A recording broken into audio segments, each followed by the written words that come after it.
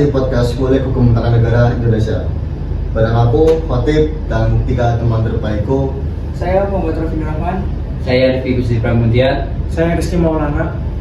Dan hari ini kita kayaknya bakalan bahas lumayan seru untuk dibuat perbincangan dalam podcast kali ini. Dimulai dari pengertian hukum tata negara sampai peran lembaga-lembaga negara dalam sistem negara kita sekarang ini. Apa sih sebenarnya hukum tata negara itu? Nah, jadi hukum tata negara itu bagian dari hukum publik yang mengatur organisasi kekuasaan negara. Artinya, hukum tata negara menentukan siapa yang punya wewenang apa dan gimana lembaga negara berhubungan satu sama lain. Betul. Ruang lingkup luasnya banget dari bentuk negara, sistem pemerintahan, pembagian kekuasaan, lembaga negara kayak DPR, DPD, MPR sampai hubungan antara pemerintah pusat dan daerah. Menarik. Sekarang kalau kita mundur ke belakang, gimana sih sejarah perkembangan hukum tata negara di Indonesia? Kalau tarik ke masa kerajaan, sistem pemerintahan kita dulu berbasis monarki. Raja punya kekuasaan absolut. Baru setelah masa kolonial Belanda dan Jepang, mulai muncul gagasan konstitusi modern. Nah, puncaknya itu waktu proklamasi 1945.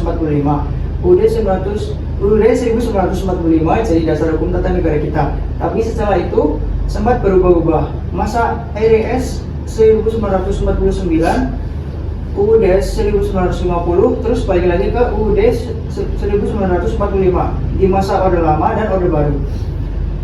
Baru era reformasi 1998 lah yang memperkuat demokrasi dan pembagian kekuasaan lewat amandemen UUD. Setuju. Amandemen itu penting banget karena bikin sistem presidensial kita lebih tegas dan lembaga negara lebih seimbang. Ngomong-ngomong kalau soal sistem, gimana konsep negara dan pemerintahannya menurut teori Clausen dan Dicey? Konsep bilang negara itu tata hukum. Jadi negara ada karena sistem hukum, bukan sebaliknya. Sedangkan Dicey lebih fokus ke rule of law alias supremasi hukum. Jadi kekuasaan harus dijalankan berdasarkan hukum, bukan semenang-menangnya. Dua teori itu jadi fondasi buat prinsip negara hukum dan demokrasi konstitusional yang kita anut sekarang. Ya, di negara hukum, semua tindakan pemerintah harus berdasarkan hukum. Sementara demokrasi konstitusional menjamin rakyat berdaulat tapi dalam koridor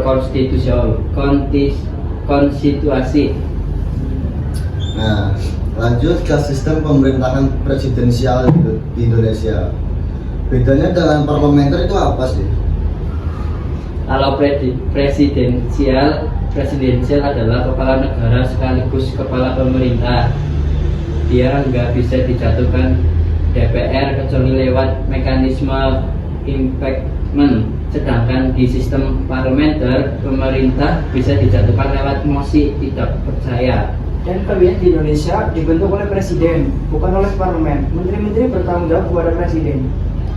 Tapi DPR tetap punya fungsi penting, fungsi legislasi, anggaran, dan pengawasan. DPD berperan wakil daerah, sedangkan MPR punya fungsi melantik presiden dan mengubah undang-undang dasar. Keren. Jadi kesimpulannya hukum tata negara bukan cuma teori, tapi sistem yang hidup dan terus berkembang di Indonesia dari masa kerajaan sampai sekarang. Nah, dan penting banget buat kita pahami biar tahu gimana negara ini diatur dan dijalankan. Setuju, karena memahami HTN berarti memahami cara kerja negara kita sendiri. Oke, setuju banget. Oke, teman-teman, mungkin itu dari pembahasan kita tentang hukum tata negara Indonesia. Terima kasih bagi yang sudah mendengarkan. Sampai jumpa di episode berikutnya.